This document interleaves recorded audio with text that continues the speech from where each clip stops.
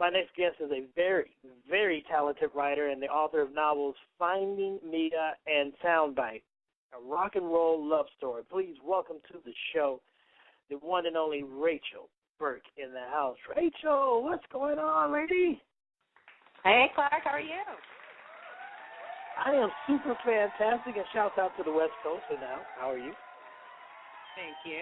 I'm great. So, I got so many questions. I don't even know where to start, Rachel. Let's just jump right in, why don't we, and ask you, I read that your love for writing came from, a very, very, very young age, but I want to ask you, where'd your love for music come from also? Okay, so my dad is a singer, and I started taking piano lessons when I was about 6 years old, and I started taking guitar lessons when I was about 13. And my best friend and I just grew up listening to Aerosmith and Nirvana, and I always just loved music. So when I was about 25, I started reading some books that were music-inspired, basically, sort of kind of what Soundbites is. And I thought that was really cool to kind of combine my two loves, music and writing, into a book. I thought it was clever, and I've read a lot of the testimonials of your fans who read the book, and that's the thing that draws them to it, is the two kind of merge very nicely in one element. You've got a story that of love and betrayal and all of that, but you do it in kind of a sense of a music background. Hats off for you for doing that. What was the emphasis on writing the book Soundbites for you? What did you say? What was the emphasis? Yeah, what was your theme that you wanted to get over to your readers? Was it more about the music, or was it? Yeah. Yeah, I sort of I don't know. I sort of fell back in love with music when I was about 25. I discovered a few artists that I really, really loved. And, it became sort of not just a hobby, but music sort of became an overall lifestyle, and a lot of my just good friends and people who have influenced my life have been in the music industry. So that was, sort of, I guess, the theme to the book was that music's not just a hobby, it's sort of a way of life for some people. I believe your main character in the book is Renee Evans, and I always love when one is reading about a character. How does character development work for you? Is it something, at least based on people you know, or is this just kind of a hodgepodge of Wonderland? Yeah, a lot of the people are based on people that I know. Not 100%, obviously, they're exaggerated versions. But that was, one of the things that the praises that I got for the books were that people loved, not only my characters, but also my secondary characters. So, there's certain people in your life that there's certain people that just make good characters, like people in your life that they just have quirky characteristics or really strong personalities. So I like to pull, little things from different people in my life and kind of convert them into these characters. Indeed. I read Being Nosy. I hope you don't mind. I am a nosy person. Not at all. I'm in radio. That you love R.L. Stine growing up. And I thought that was so cool because I actually used to, I wouldn't admit it to anybody in person, but I actually read a few of his novels. Of course, he was cranking them out like nobody's business. But what drew you to his works of horror and mystery and all of that goodness? Oh my God, yeah, I loved him so much as a kid. I think I liked it because I got to a point where I had read all his books, and I had to wait each month for them to be released. And that's impressive, by the way. Yeah. And I was like 10 years old, but I would finish them in like a day. And it got to the point where, they were these mystery novels where you had to figure out who the killer was. And I got to the point where I knew him so well as an author that I could figure out who it was at the end. It was sort of like a game for me. But I started writing my own. When I was like 10, I had just like a notebook and a pen, and I would write I think I got to over 100 pages, and I was a little kid. Oh, wow. Wow. For those who don't know R.L. Stine, man, he did a series called Goosebumps, which for a kid was off the chain. So there it is. Yeah. So, before we get into Finding Mia, because I find that to be a bit of a stark difference from Soundbite. Big difference, yeah. I want to ask you, what motivates you as a writer? Self-discipline. It's funny. Really? I watched it. Well, I watched the television show Californication with David Duchovny, and sure. David Duchovny is a writer in this television show, and he says he was a guest star on at a school one day for kids who wanted to be writers, and he said to them, just to warn you, when you're a writer, it's like you have homework every day for the rest of your life. And I mean, it's so is because I have these stories that I want to get out. And, at the end of the day, it's like, sometimes I don't want to do it, but I have to. It's just there's something in me that it's my, sense of purpose, and so I have to just motivate myself to keep going. It's funny you mentioned David Duchovny because, by the way, I'm in love with X-Files. I'm an X-Files freak junkie on steroids. Still, like it came out yesterday. But, so that's number two. I noticed there's a common thread in this. There's this mystery sci-fi thing going on. Are you planning to maybe go into that direction in your writing, or is it that's just what you love to read, but you write something different?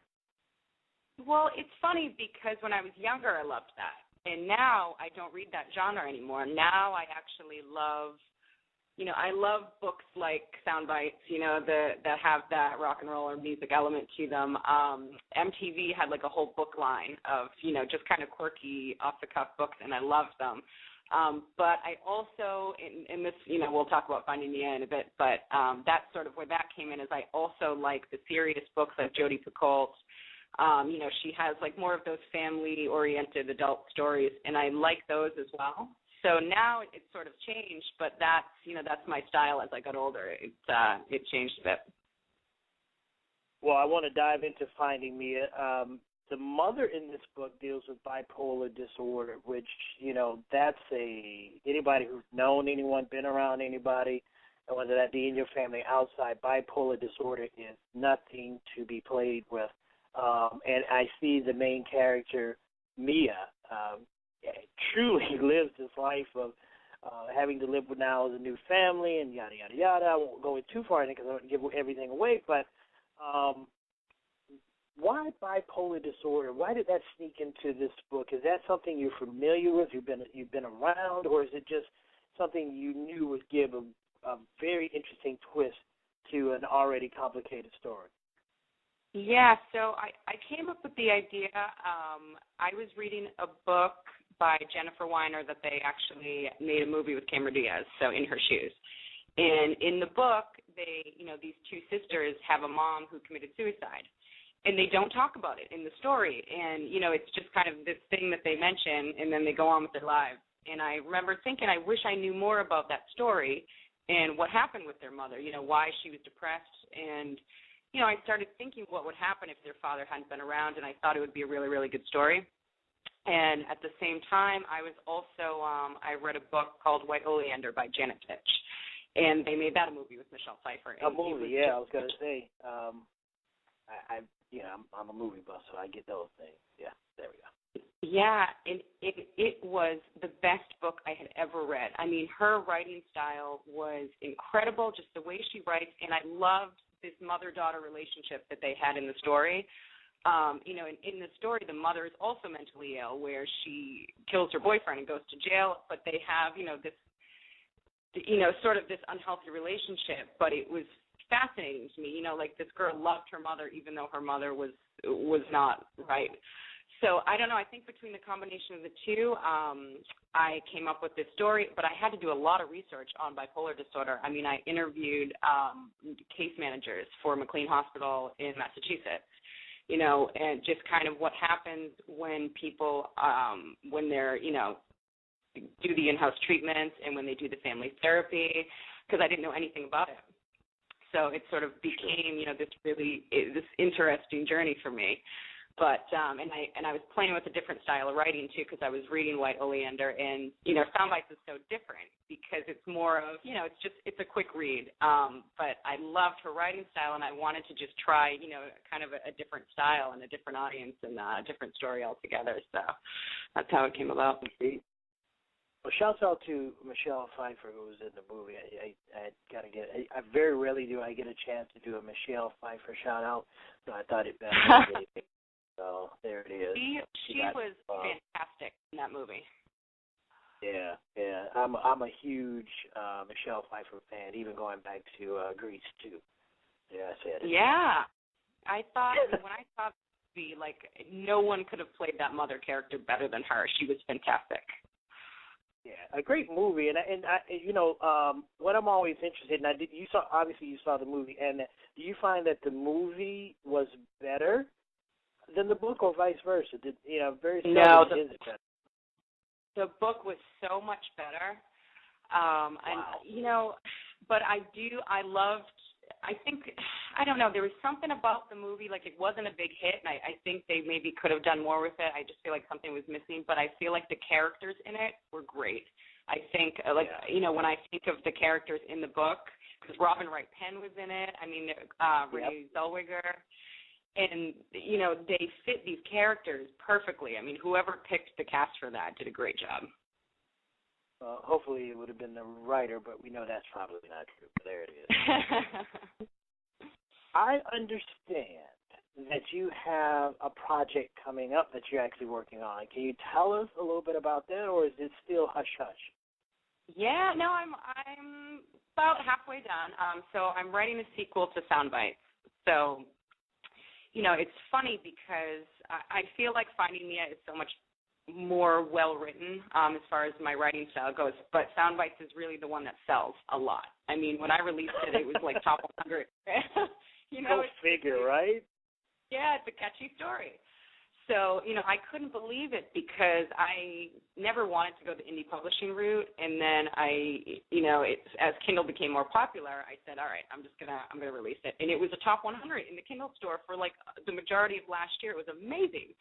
So now, I have this huge, it was great. So I have this huge following now for Soundbites, and, people want the sequel and this and that. So what I'm doing now is actually the sequel is, it's going to be called Love Bites, and it's going to be from the best friend's perspective. So in the first book, the girl, Renee, is originally, before she meets the musician Dylan, she's dating this guy David. And so her best friend Justine and David end up falling in love, and she's heartbroken, and then she meets Dylan, and they live happily ever after. But I don't really get into the story with Justine and David as far as what happens. They sort of make up at the end of the story, and no one knows really what transpired there. So this story is from her perspective, and it basically flashes back to everything that happened with David, and then, there'll be some new drama, obviously. But I'm loving it. I'm having a really good time with it. I was thinking as you were talking a few minutes ago about Finding Mia, it would be a really, really good movie. I think so, too. I think it would be, like, I know Lifetime movies probably don't get as much credit as they should, but I love Lifetime movies. And they all, like television movies, they always have that family aspect to them. And I think the same thing. I think it would be a fantastic movie. So with that being said, and I'm put you on the spot, who would play Mia in this? You had your druthers. I don't know. I've thought about that, actually, because she's so young. Wow. Well, but she's so young, and I don't know a lot of actresses that age. But I will tell you, Gretchen, I would love Annalyn McCord to play her. She is the actress on the new 90210 spinoff that they made. Mm-hmm. And her character, I wrote basically based on her character on television, and she would be fantastic. And I would love the mother to be somebody like Michelle Pfeiffer did in White Oleander. But with Mia, I don't know, because I don't know a lot of young actresses that age, and I think she would have to be someone who had sort of a sad element to her, like a little bit of sadness in her character. Yeah, well, it's funny. It's cool that you've thought of it because it really would be a cool thing. Maybe there's a screenplay down the road for you. I know. Well, I'm in LA, so hopefully maybe I can meet the right people, right? Yeah, we're Brett Elson B. Shouts out to LA. My second guest tonight from LA. I love it. That's my hometown. Love it. Got to go back sometime. Never get back enough. Well, cool. I didn't want to get away from the sequel that you're working on, but I will say this. Let's go ahead and do this now because I always forget and then I rush it. So with enough time, let everybody know how they can purchase your books and also how they can follow you on social media. Okay. So I know my website, you're a Twitter girl. I am a Facebook girl. I like both. So my website is rachelkburke.com. So it's RACHELKBURKE. And my Twitter is the same, so it's twitter.com/RachelKBurke. My Facebook is actually facebook.com/RachelKBurkeBooks. So if anyone goes to my website, all my social media and Amazon links are there, and Barnes & Noble. So you can go to Amazon to buy the books. You can go to Barnes & Noble, if you have a Nook or whatnot. And it's also linked to my Goodreads account and Twitter and Facebook. Well, you're doing a wonderful job. Your writing acumen is certainly above board. Where do you see yourself 5 years from now? That is the question. I know everyone hates that, right? They're like, "Oh, why do you ask me that?" Yeah, well, that's my Oprah question, by the way. I feel like the more you write, the more of a fan base you develop. So, I mean, eventually, I just want to be at a place where I'm just writing all the time, releasing books on a continuous basis. I want to build up a really, really big fan base. I would love to be traveling, doing book signings, book readings, maybe even sell the screen rights to one of my books. So someday. Well, you bring up an interesting point. And when you talk about fan base, right? Because obviously, as an author, you want to have a fan base because you want to be able to make a living writing so that you can write more and yada yada yada. Right. But yeah, does it get to a point where it becomes a little unnerving? Because I know some writers have said to me that they find themselves writing more for their fans, like this is what they want to see and this is what they want to read, versus maybe what's deep down inside them. And I really want to put something out that says this because it means this to me, but the fans are asking for this. And I know you mentioned that you're doing a part 2 of sound bites. And do you feel that a little bit at this stage? Is that something that comes maybe down the road? Well, I'm sort of, it's still such a new concept, right? I mean, the whole Kindle evolution just came about. So, I mean, it's still a learning process, obviously. But I think I do a little of both. I mean, if Soundbites is that's where the market is and that's what people want to see, I'm having a blast writing the sequel. So, I mean, it's definitely something inside me that, I wanted to get out.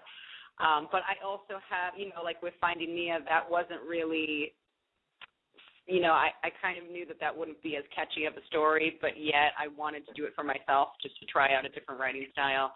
And I also have, like, some nonfiction ideas, too. So, it's a mix of both.